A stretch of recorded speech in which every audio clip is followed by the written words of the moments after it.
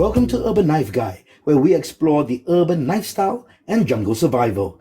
Today we're going to have a look at how to make wax jute in your kitchen without making a big mess. This is a great piece of kindling for hiking, camping and bushcraft that is inexpensive and easy to make. It is part of my fire kit, which I showed in a previous video. If you missed it, do check out the link in the card above or the description below. Waxed jute is essentially pieces of jute rope that has been soaked in wax. Jute in itself is a great tinder, but when soaked with wax, it becomes a great fire extender. When you want to use it, you can break the wax at the end and tease the jute rope open so it frays open. Then you can light it up and then add wood kindling to build your fire. To make the wax jute, you need jute rope.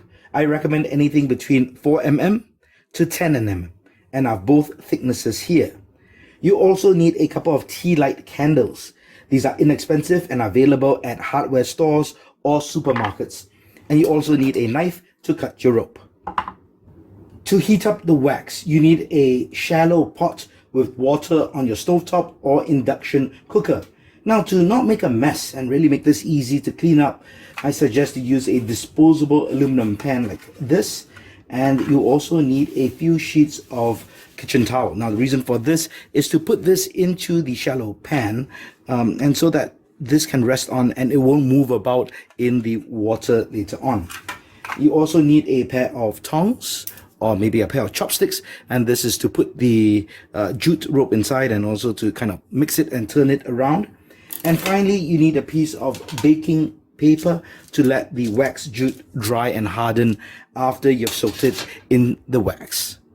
The first thing you want to do is to cut your jute rope to length, and that's what I've been doing over here. For the 4 mm jute rope, I'm cutting it to 2.5 inches. For the 10 mm, I'll be cutting it to 3 inches. And this is just to fit my different fire kits and survival tins. So it's really up to you. I'd say anywhere from 3 mm or 3 inches to 5 inches is fine. So let's just continue cutting that. Kind of measure this to get that roughly there. And just continue cutting. So let's move on to the 10 mm thick jute rope, and I want 3 inches, so I measure it out and I cut that through as well.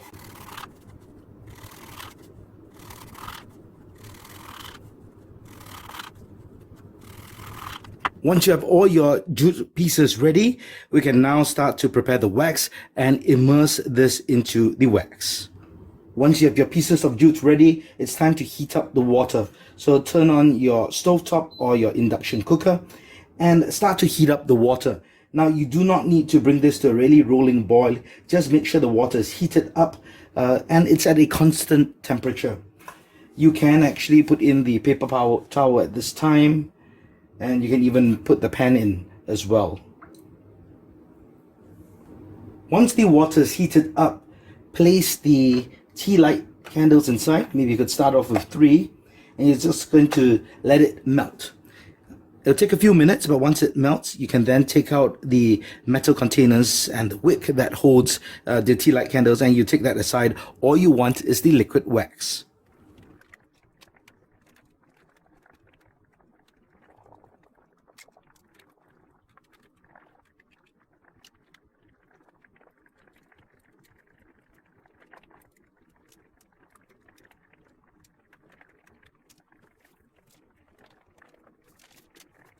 Once all the wax becomes liquid, now you can place your jute rope inside. So just put in 2 big pieces, and let's put in a couple of small pieces. So you want to let it sit inside for about 1 to 2 minutes and make sure it really soaks it. So you want to turn it around and make sure that all sides of the jute rope are covered and soaked. Once it looks like the jute rope has soaked up enough wax, you can remove the rope from the pan and place it on the wax paper to dry. And then you can continue putting in more of your jute rope and soaking up the remainder of the wax. And of course, you can add in more tea light candles if you have more jute rope.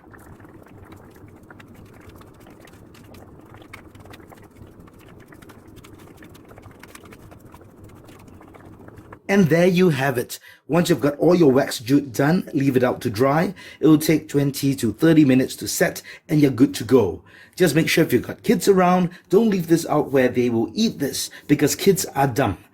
Actually, adults are dumb as well. Anyone who looks at this might think it's a yummy cookie with glazed sugar and might want to eat it. So don't let anyone mess with it. Well, I hope you enjoyed this video and all the best to make your own wax jute in your kitchen.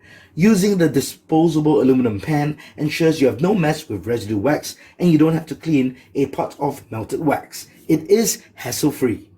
If you liked the video, please give it a thumbs up. And if you like the content in general, please subscribe to the channel and hit that notification bell.